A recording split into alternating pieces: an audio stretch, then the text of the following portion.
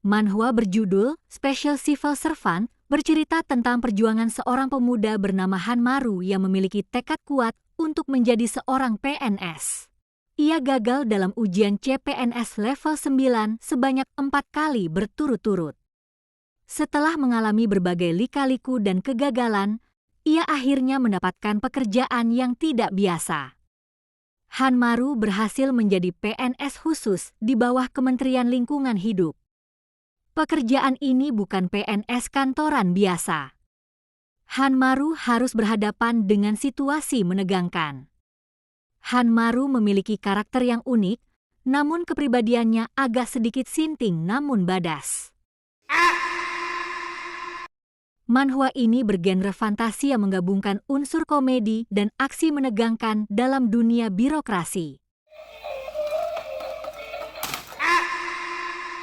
Malam itu di Pulau Ganghwa, terdapat area yang telah dilarang untuk dimasuki dan juga telah diberi label peringatan.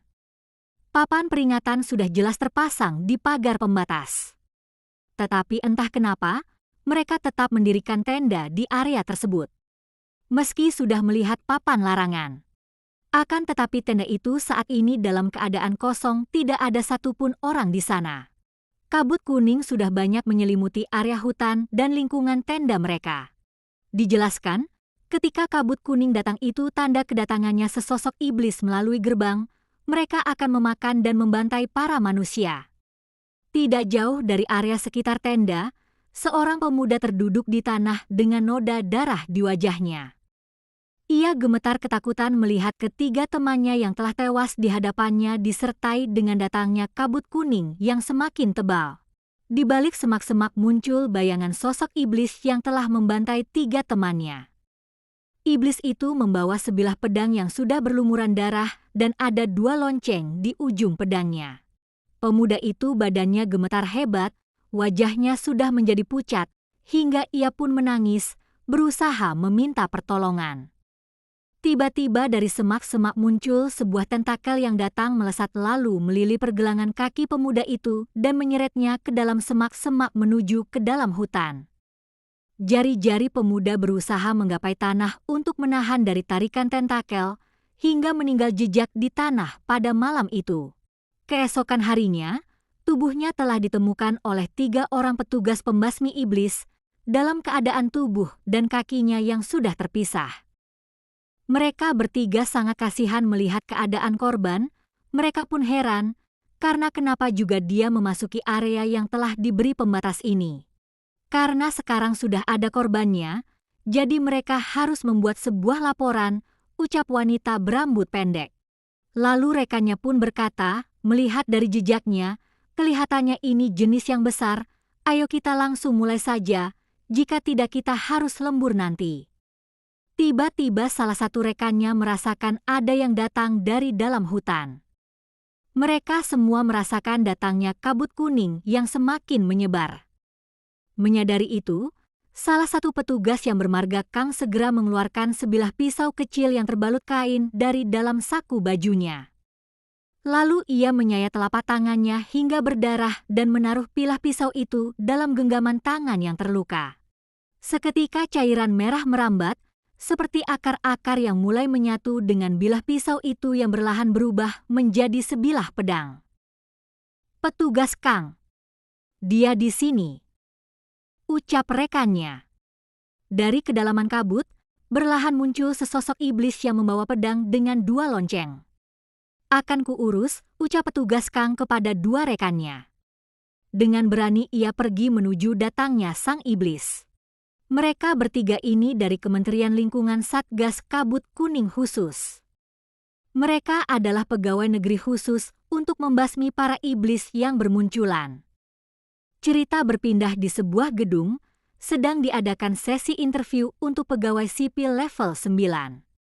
Satu persatu orang disebutkan nomor antrian mereka untuk diinterview.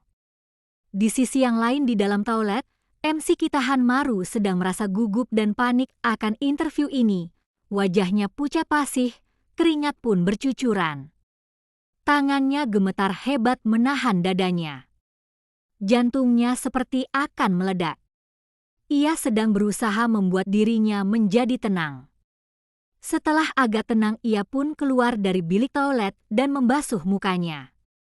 Di situ sempat ia berpikir untuk meminum obat penenang lebih banyak lagi, tapi ia juga sadar itu bisa menyebabkan ia terkena overdosis.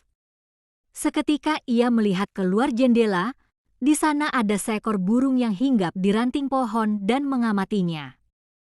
Mata mereka saling bertemu pandang lalu, seolah-olah burung itu mengintimidasi dirinya dan mengatakan, "Kau lihat apa, bajingan? Ah sial, habislah aku," gumamnya.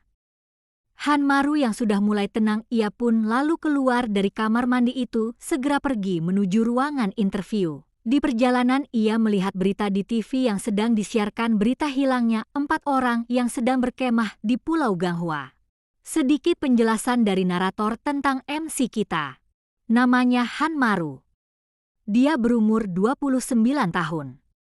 Ia hanyalah seorang pemuda biasa yang tinggal di Korea Selatan. Seperti orang lain pada umumnya, ia belajar, lalu lulus dari universitas biasa dan juga kesulitan dalam mencari pekerjaan. Dia sudah mempersiapkan ujian pegawai sipil level 9 selama 5 tahun. Dengan 4 kegagalan dan pada akhirnya ia berhasil sampai ke interview saat ini. Seorang petugas wanita keluar dari ruangan dan memanggil pendaftaran nomor 35, Hanmaru. Hanmaru dengan gugup ia menjawab panggilan itu. Petugas wanita itu menyuruhnya untuk bersiap karena ia yang selanjutnya. "Baiklah, kali ini aku akan lolos," ucapnya. Ia menyemangati dirinya sendiri lalu berjalan menuju ruangan interview. Sang petugas pewawancara memiliki pancaran aura yang kuat, cukup untuk menambah Hanmaru semakin tegang. Pria itu bertanya, "Kenapa Anda mendaftar pegawai sipil?" Dengan gugup Hanmaru menjawab, "Saya ingin berkontribusi ke masyarakat sebagai pegawai sipil."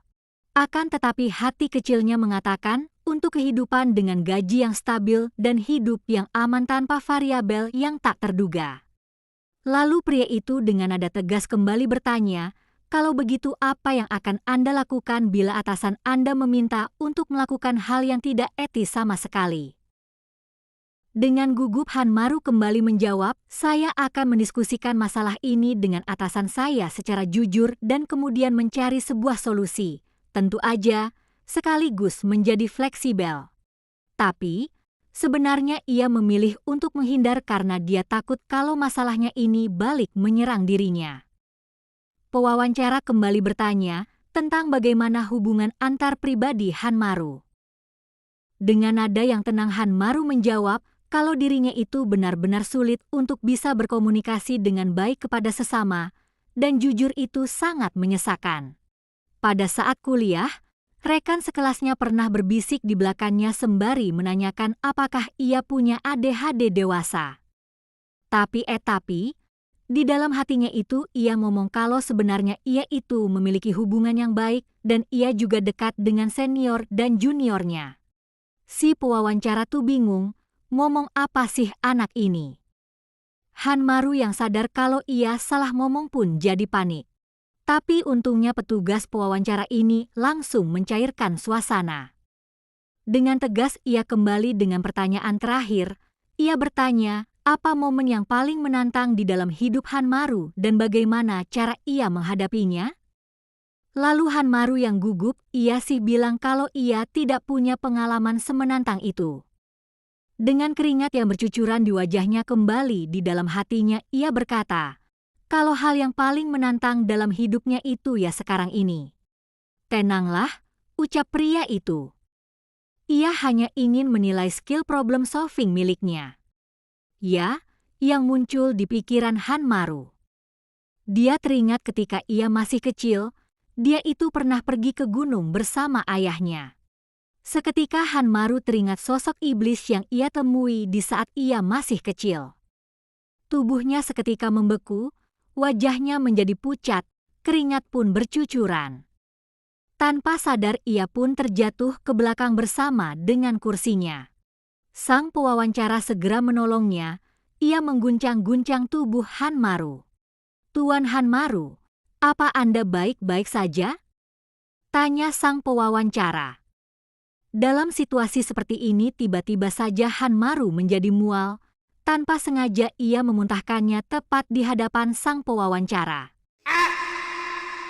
Saat ini di tempat kos-kosan Hanmaru. Dia yang sudah sepenuhnya sadar, tentu tidak bisa begitu saja melupakan kejadian hari ini di saat interview. Di dalam kamarnya dia hanya meratapi nasibnya. Menyesal, malu, semuanya menjadi satu. Ya iyalah, bayangin aja kalau posisi dia kalian alami. Nano rasanya. Ia merasa telah mengacaukan sesi interview hari ini. Menangislah dia di kamar itu. Dia meratapi nasibnya yang gak akan bisa dapat kerja, bahkan 0% juga untuk ia dapat kekasih. Ia hanya menginginkan kehidupan normal seperti orang pada umumnya. Memiliki pekerjaan, punya pacar, bahkan teman.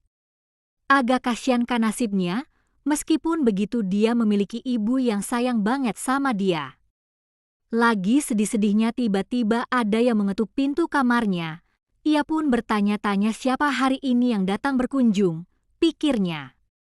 Lalu ia pun bangkit dari kasurnya untuk membuka pintu secara berlahan. Saat pintu itu sudah sedikit terbuka, alangkah terkejutnya. Ia melihat sesosok tinggi besar di hadapannya. "Kenapa kamu tidak mengangkat teleponmu?" tanya sosok tinggi besar itu. "Oh ternyata Mama. Apa yang Mama lakukan di sini? Bukankah seharusnya Mama bekerja?" kata Hanmaru. Ternyata sosok tinggi besar ini adalah Ibu Hanmaru ya, sungguh sangat maco. Lalu mereka berlahan masuk ke dalam. Ternyata, ibunya datang ke sana untuk mengantar Lau. Lalu setelah itu ia akan pergi. Tentu Hanmaru sangat senang, ia mengira ini lauk daging. Tapi, pada kenyataannya itu hanyalah kimchi dan kacang rebus, dan itu membuat Hanmaru seketika menjadi kecewa. "Yah, akan kunikmati," ucap Hanmaru.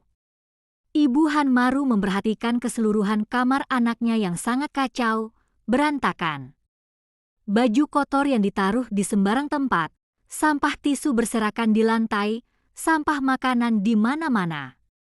"Bagus-bagus, coba lihat ruangan ini," ucap ibunya. Naluri ibu ketika melihat kamar anaknya yang berantakan langsunglah mau bersih-bersih.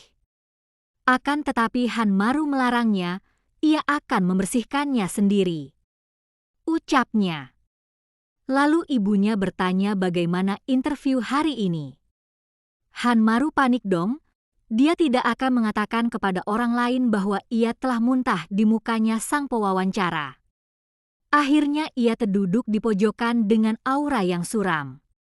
Ibunya yang sudah tahu hasilnya dengan melihat gelagat anaknya hanya menghela nafas, lalu ia memberikan pukulan penyemangat ke arah punggung anaknya. "Selanjutnya kau pasti akan lebih baik, jangan murung," ucapnya. Hanmaru yang kaget dan pastinya sakit bangetlah dipukul manja sama mamak bertubuh maco. Ia pun menjerit manja hingga ia mengeluarkan air mata. Lalu sang ibu pun mengeluarkan sesuatu dari tasnya. Sebuah amplop coklat dan menyerahkannya kepada Hanmaru. "Kamu kehabisan uang saku kan?" ucap ibunya. Hanmaru yang melihat itu ia berusaha untuk menolaknya. Ia mengatakan bahwa ia bisa kerja paruh waktu dan bisa mengurus dirinya sendiri.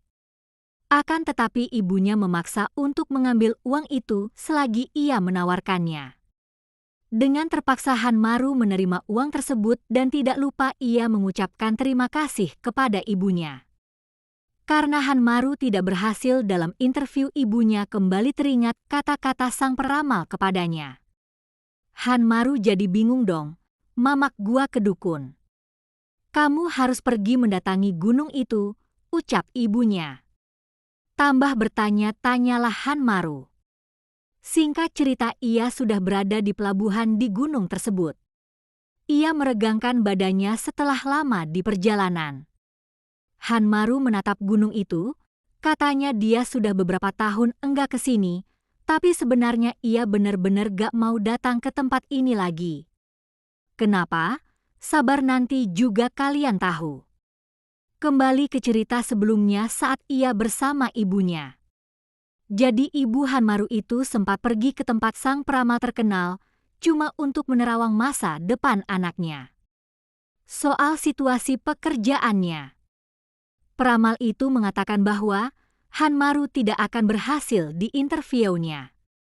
Dan itu beneran terjadi. Lalu ibunya melanjutkan, seperti apa yang telah dikatakan sang peramal, bahwa alasan kamu kesusahan bukan karena ADHD atau panik disordermu. Itu sebabnya Hanmaru harus pergi ke gunung itu. Sedikit penjelasan tentang ADHD, Attention Deficit Hyperactivity Disorder, adalah gangguan perkembangan saraf yang memengaruhi kemampuan otak dalam mengatur fokus, perilaku impulsif, dan tingkat aktivitas. Gejala utamanya meliputi kurang perhatian, inatensi, hiperaktivitas, dan impulsivitas yang menetap, biasanya dimulai sejak masa kanak-kanak dan bisa berlanjut hingga dewasa. Sedangkan panik disorder, gangguan panik, adalah gangguan kecemasan yang ditandai dengan serangan panik mendadak, berulang, dan tak terduga, seringkali tanpa pemicu yang jelas. Penderita mengalami ketakutan intens disertai gejala fisik seperti jantung berdebar, sesak napas, dan pusing yang sering disalahartikan sebagai serangan jantung. Ini terjadi saat Hanmaru sedang melakukan interview. Lalu kembali lagi ke cerita saat ini. Hanmaru berjalan menyusuri jalanan setapak menuju pegunungan, ia pun kembali teringat cerita sang peramal dari ibunya. Sudah 20 tahun semenjak ayahnya pergi meninggalkan rumah dan tidak pernah kembali. Menurut sang peramal, ayahnya mati di gunung yang biasanya mereka kunjungi dan jiwanya memblokir. Sang peramal bilang agar Hanmaru pergi ke gunung tersebut dan menuangkan beberapa minuman untuk menenangkan jiwa ayahnya di sana. Hanya itulah cara agar ia bisa lolos seleksi pegawai negeri sipil. Agak aneh ya, tapi siapa tahu itu benar. Dengan tekad yang kuat meskipun sudah diambang kelelahan, ia tetap berjalan hingga akhirnya menemukan tempat yang ia cari. Di sana terdapat sebuah rumah, lalu ia berlahan membuka pintu pagar. Kakinya melangkah masuk ke dalam. Lalu ia melihat sosok ia kecil di halaman rumah, melihat ke arahnya lalu berlari menuju pintu. Dari celah pintu yang sedikit terbuka, ia dapat melihat sosok ayahnya di dalam, lalu ia membuka pintu dan masuk menghampiri ayahnya. "Ayah, aku lapar," ucapnya. Ayahnya hanya menggerang, entah apa yang sebenarnya terjadi dengan ayahnya. Dan itulah kenangan masa kecil Hanmaru yang kembali teringat saat ini. Tiba-tiba jantungnya terasa sakit, nafasnya terasa sesak, mengingat semua kenangan mereka di tempat ini. Perasaannya sudah mulai tidak enak berada di tempat ini. Ia pun bergegas untuk segera menyelesaikan urusannya lalu pergi turun ke bawah. Segera ia membuka tasnya lalu mengeluarkan sebotol soju dan satu buah cangkir. Dituangkanlah soju itu ke dalam gelas lalu ia siramkan ke area sekitaran beberapa kali. Lalu ia pun berdoa untuk ayahnya dan juga kepada roh gunung. Ia mengatakan bahwa ayahnya telah meninggalkan rumah dan ibunya kesulitan membesarkanku sendirian, jadi ia memohon agar roh membantunya agar ia mendapatkan pekerjaan demi beliau. Tiba-tiba kabut kuning datang dari arah belakangnya. Hanmaru yang sadar mengira datangnya asap kuning itu ada kebakaran hutan di gunung tersebut. Sebelum sesuatu yang parah terjadi, ia pun segera bergegas pergi menuruni gunung tersebut sambil mengatakan, "Safety first." Safety first terdengar seseorang sedang mengulangi kalimat yang ia ucapan tadi. Ia pun segera menoleh ke arah belakang untuk mencari sumber suara tersebut. Dari kabut kuning, berlahan muncul sosok bayangan yang menyerupai manusia, serta membawa sebilah tombak. Dengan bingung, Ia pun memperhatikan sosok hitam tersebut yang berlahan mulai terlihat. Sosok tersebut mirip manusia, badannya kurus tapi perutnya besar, kepalanya tidak utuh dan membawa sebilah babu runcing. Sosok itu pun kembali mengucapkan safety first berulang-ulang. Ia pun mengucek-ucek matanya berkali-kali, berpikir ia mungkin sedang berhalusinasi.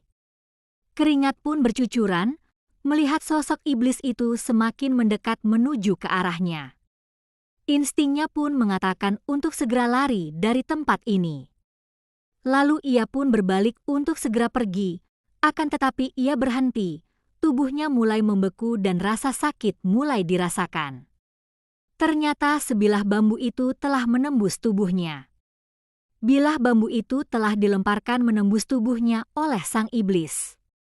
Ia menahan rasa sakit disertai cairan merah yang mulai keluar dari mulut dan lukanya. Sosok iblis itu berlahan datang mendekat. Di saat terakhirnya ia berpikir, apa aku akan mati begitu saja? Aku menghabiskan seluruh waktuku untuk belajar dan bekerja paruh waktu. Tidak pernah aku merasakan bersenang-senang. Tapi, apa ini benar-benar penting?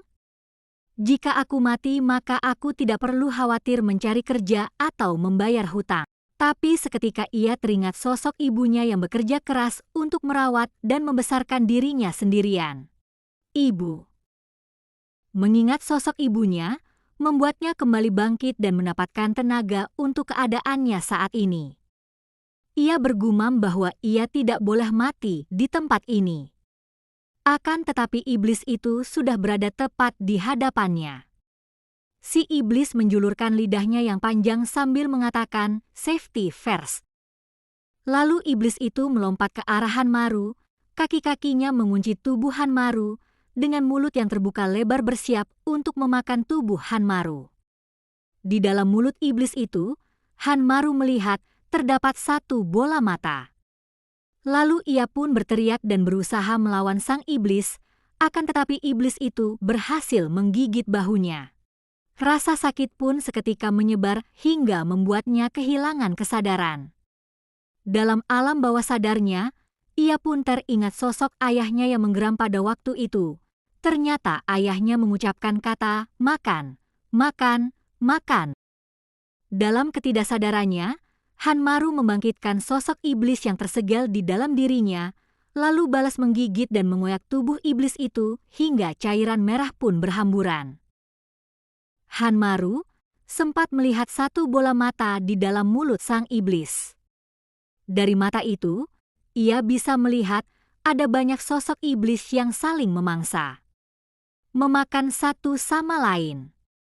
Setelah ia menggigit iblis itu, seketika ia dapat memiliki kekuatan sang iblis tersebut. Tapi, pada dasarnya iblis yang berada di tubuh Hanmaru adalah iblis glutoni, yaitu iblis pemangsa.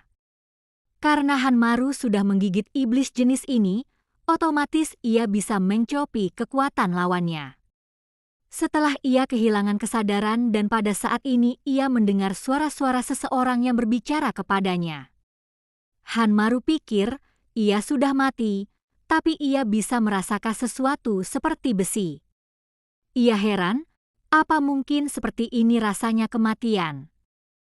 Terdengar suara-suara yang memanggil-manggil dirinya, lalu berlahan ia membuka matanya. Di sana ia melihat dua orang di hadapannya. Ini adalah area yang telah diberi tanda batas larangan. Apa yang kau lakukan di sini? Tanya salah satu orang itu. Hanmaru yang baru mulai sadar, seketika ia langsung duduk dan bertanya, kemana perginya iblis itu serta kabut kuning yang juga sudah menghilang. Mendengar ucapan Hanmaru, pria itu langsung memegang tubuh Hanmaru untuk memastikan apa yang telah Hanmaru ucapkan. Pria itu menyuruh Hanmaru mengulangi perkataannya tentang apa yang telah ia lihat. Dengan gugup, Hanmaru menjelaskan, tiba-tiba kabut kuning itu muncul, lalu monster itu keluar dan menyerangku. Saat ini Hanmaru belum tahu kalau monster yang menyerangnya itu adalah iblis. Pria itu pun kaget, ia saling menatap ke arah rekannya. Rekannya pun mengangguk seperti ia tahu akan sesuatu dan mereka seolah memiliki pikiran yang sama. Lalu, mereka membelakangi Hanmaru. Pria itu mengatakan kepada rekannya, ketika alarm iblis yang berbunyi kemarin tiba-tiba saja berhenti, kukira dia rusak. Tapi kelihatannya bocah ini yang membunuhnya. Tidak mungkin, ucap rekannya. Bahkan kalaupun kamu mendapatkan kekuatan dari darah iblis itu, kamu tidak akan bisa langsung menggunakan kemampuan itu. Lalu mereka berdua kembali menatap ke arah Hanmaru yang sedang memeriksa keadaan tubuhnya. Ia mencari kemana luka, bekas tusukan tombak yang menembus perutnya. Lalu pria itu memanggil Hanmaru dan bertanya, apakah ia mengingat apa yang terjadi kemarin? Hanmaru yang bingung dengan pertanyaan tersebut, ia pun menjawab, apa maksudmu kemarin?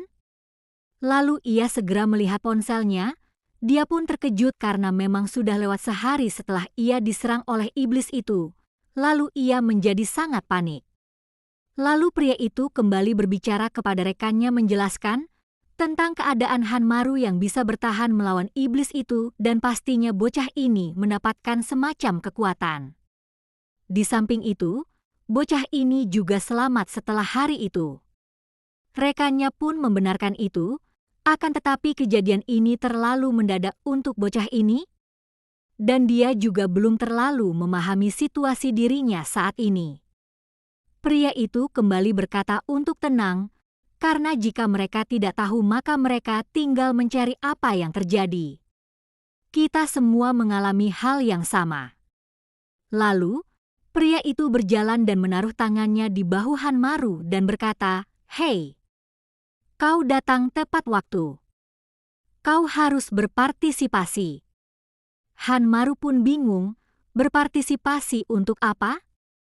Tapi dengan segera pria itu mengajaknya untuk mencari pakaian, sebab baju Hanmaru sudah sobek. Cerita sudah berpindah di sebuah gedung 2 lantai, terdapat markas Departemen Penanggulangan Kabut Kuning Pulau Ganghwa. Hanmaru yang telah sampai di sana, ia pun heran tulisan-tulisan yang ada di spanduk itu. Di sana tertulis, orientasi resmi pegawai baru. Pegawai negeri sipil spesial. Di sana Hanmaru yang paling berbeda, sebab yang lainnya berpakaian resmi hanya ia saja yang menggunakan baju santai dengan kemeja bermotif. Melihat keadaan sekitar, ia pun berpikir apa yang sebenarnya terjadi.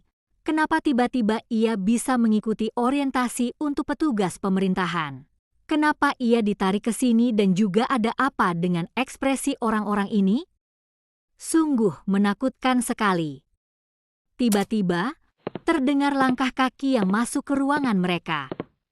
Seorang wanita dengan baju setelan merah memperkenalkan dirinya.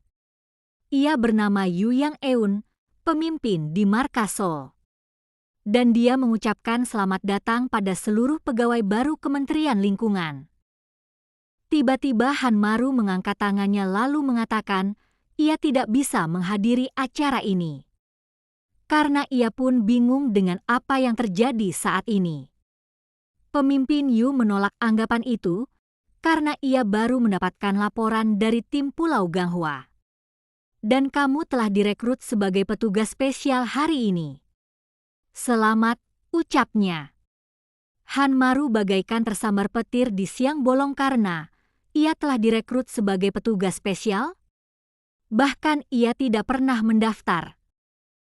Lalu pemimpin Yu kembali menjelaskan bahwa kemungkinan semuanya sudah tahu soal petugas pemerintahan spesial di bawah Kementerian Lingkungan.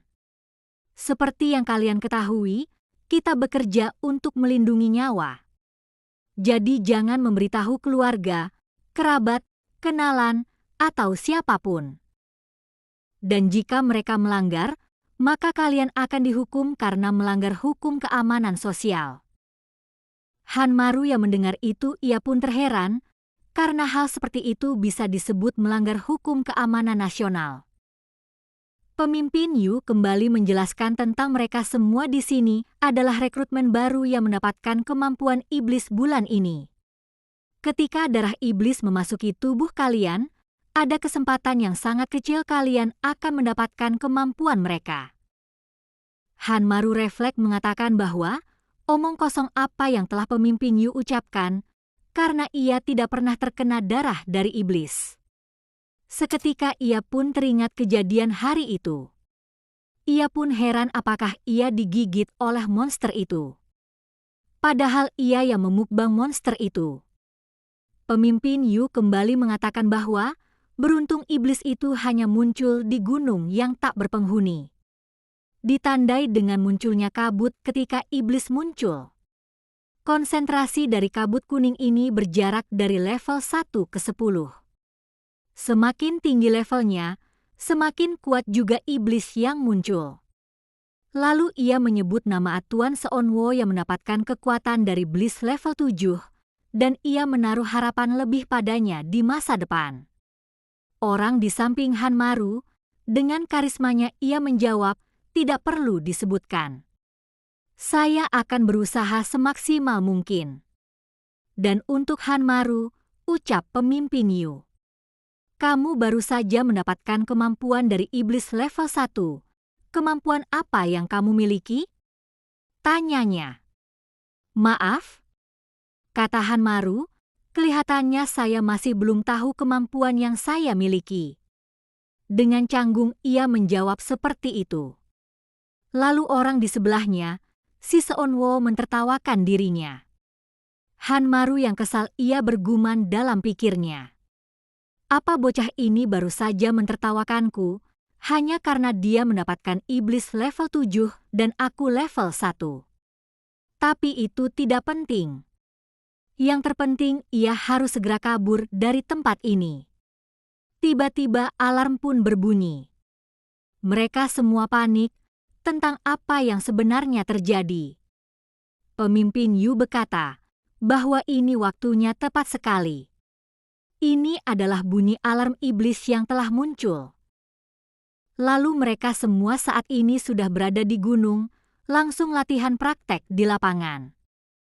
Pemimpin Yu menyuruh mereka untuk cepat daki gunungnya, karena ini saatnya latihan praktek untuk menunjukkan kemampuan kalian. Mereka semua pun lari mendaki gunung itu. Sedangkan di sisi Hanmaru, ia masih terasa ini aneh tentang apa yang ia lakukan di sini saat ini, bahkan dari kemarin juga sudah terasa aneh. Dengan kelelahan ia terus mendaki, namun ia juga sempat berpikir untuk cepat turun dari gunung ini sebelum cuaca terlalu berangin. Dan ia kembali mengatakan, safety first, tapi ketika ia ingin mengucapkannya lagi, dia melihat hamparan kabut kuning di hadapannya. Seketika ia pun menjadi panik, wajahnya menjadi pucat. Di dalam kabut itu, ia melihat siluet tubuh seorang wanita. Ketika penglihatannya sudah semakin jelas, ia dapat melihat dengan jelas lengan wanita itu yang sudah berubah. Ia pun khawatir dengan keadaan wanita itu, tapi ia lebih terkejut dengan pemandangan di depannya. Iblis itu telah tewas dengan sebilah pedang yang menancap dalam di kepalanya. Hanmaru pun terjatuh melihat iblis di hadapannya. Wanita itu yang sadar, ia pun menoleh ke arah Hanmaru. Rupanya kejadian itu bukan hanya Hanmaru saja yang menyaksikan, tapi semua anggota baru juga menyaksikan itu. Kenapa kalian semua tegang? Ucap pemimpin Yu. Ia menyuruh semuanya untuk memperhatikan, karena ia akan memulai latihan prakteknya saat ini juga.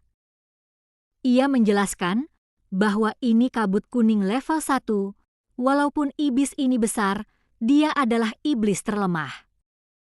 Ia menunjuk wanita tadi dan menyebutnya, Kapten Kang dari tim Pulau Ganghwa yang telah menusukkan sebelah pisau di otak iblis ini, jadi kalian semua bisa tenang karena iblis ini tidak akan bisa bergerak. Lalu Kapten Kang melirik ke arah Hanmaru, melihat orang yang telah melawan iblis kemarin. Ia bertanya-tanya dengan kemampuan apa yang Hanmaru dapatkan dan bagaimana ia bisa melawan iblis itu tepat setelah ia mendapatkan kemampuannya. Saat ini pemimpin Yu menyuruh mereka untuk menggunakan kemampuannya untuk melawan iblis ini. Melawan? Apa ia sudah gila? Ucap Hanmaru yang gemetar ketakutan melihat iblis di hadapannya. Bagaimana bisa aku melawannya? Tiba-tiba serangan panik disordernya kembali kambuh. Dadanya terasa sakit dan ia tidak bisa bernafas dengan baik. Detak jantungnya pun semakin kuat, seketika ia merasa lapar sebab ia telah membangkitkan iblis yang ada dalam dirinya. Iblis itu mulai merangkak menuju ke arahnya, menggapai kepala Hanmaru lalu mengatakan kata, "Makan." Di saat ini Hanmaru menggerutu ingin makan. Dengan air liur yang sudah bercucuran ia berteriak, "Aku mau makan." Apa yang akan terjadi? Kita tunggu saja episode selanjutnya.